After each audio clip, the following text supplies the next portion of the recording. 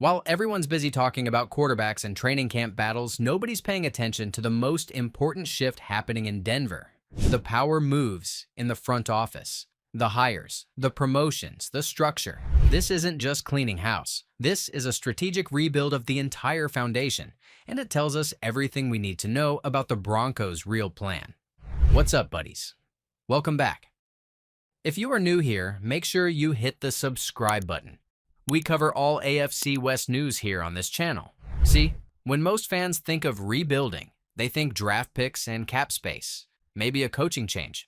But what the Broncos have done and what they're doing right now is way more layered. It's not just about putting a better product on the field, it's about putting smarter people in the rooms where those decisions get made. This front office restructure is the kind of thing that doesn't trend on Twitter, but it absolutely shows up in wins and losses down the road. Let's start with the obvious, the relationship between George Paton and Sean Payton. Because for a long time, that was the story everyone loved to speculate about. The media couldn't stop painting it like some turf war waiting to explode. Sean was the alpha. George was the guy hanging onto his GM title by a thread. And with Sean reportedly having final say on the roster, it felt like George was just biding his time before getting forced out. But if that's what you expected, you're probably a little stunned right now. Because what's actually happening is the exact opposite. Paton and Payton have developed a working relationship that looks nothing like a power struggle. In fact, it looks like mutual trust, real collaboration. They're not stepping on each other's toes. They're filling in each other's gaps.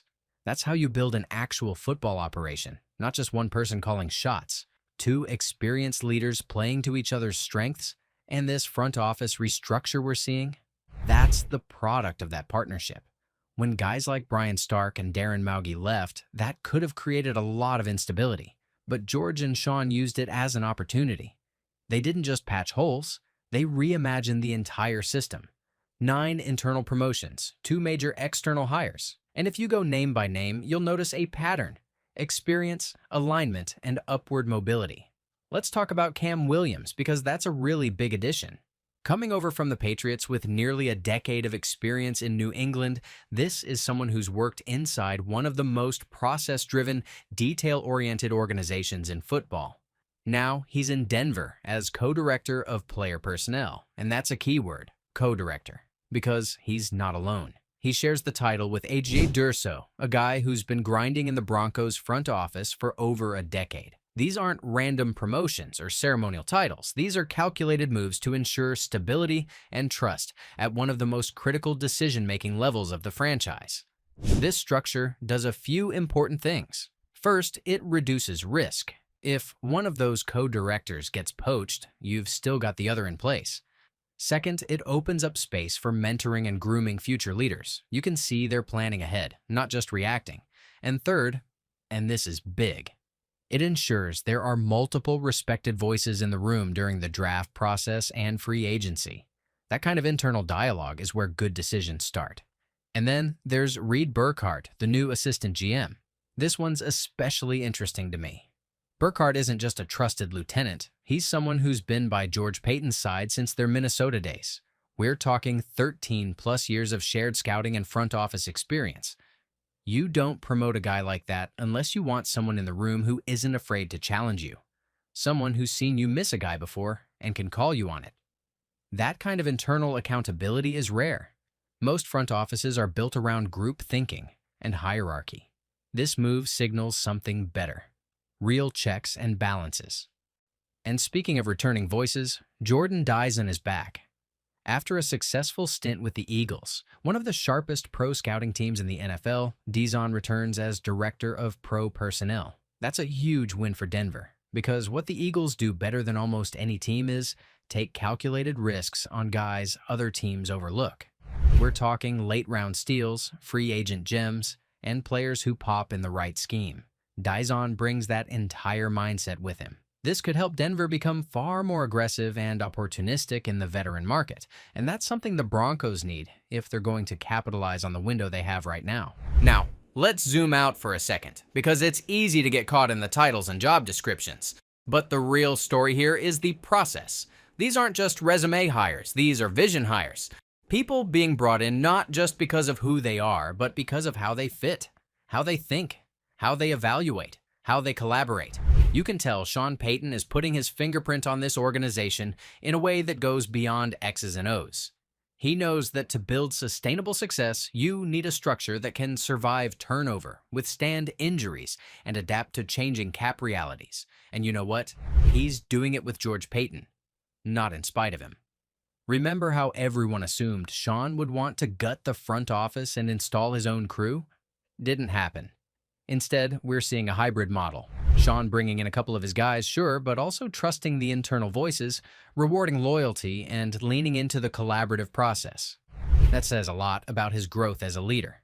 And it says a lot about the strength of this current setup.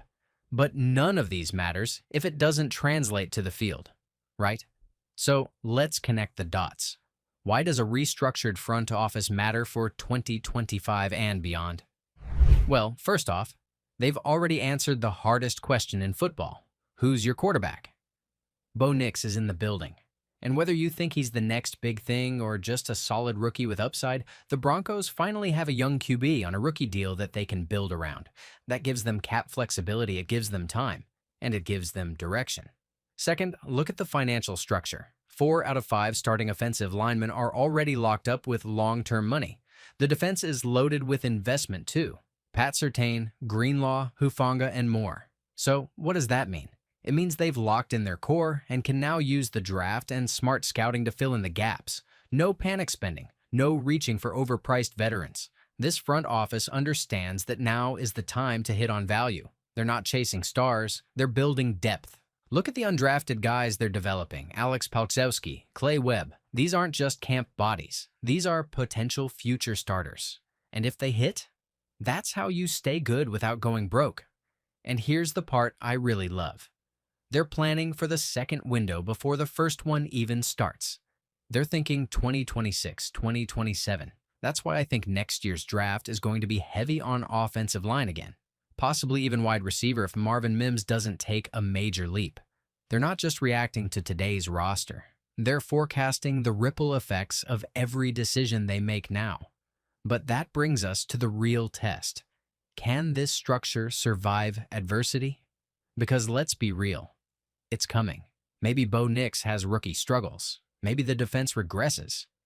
Maybe injuries hit. That's when we'll really see what this front office is made of. Because building is one thing, adjusting mid-flight is another. And so far, what we've seen from George and Sean is that they're willing to make tough calls. Cut bait, shift direction, eat money, start fresh. That's not easy, but it's necessary. And when you have an ownership group like the Walton Penners, you've got the financial runway to do it. No one else in the league has a richer ownership group. That means no excuses. If they want a player, they'll get him. If they want a staffer, they'll outbid. The question now is, can they maximize that advantage? Because money alone doesn't buy good football. You need leadership that knows what to do with it. And right now, Denver finally has that. This is a team that has climbed out of one of the darkest stretches in franchise history. The Russell Wilson trade, it looked like a franchise killer. The Nathaniel Hackett year, it was chaos.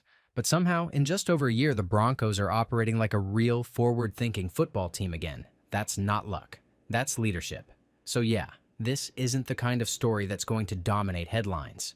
You're not going to see ESPN lead with Broncos restructure front office for long-term stability. But if you're a fan who cares about real change, real culture shifts, and real team building, this is the moment to lock in. Because Denver might finally be building something worth believing in. And it's happening behind the scenes. In offices, on phone calls, in draft rooms, where the real future of this team is taking shape.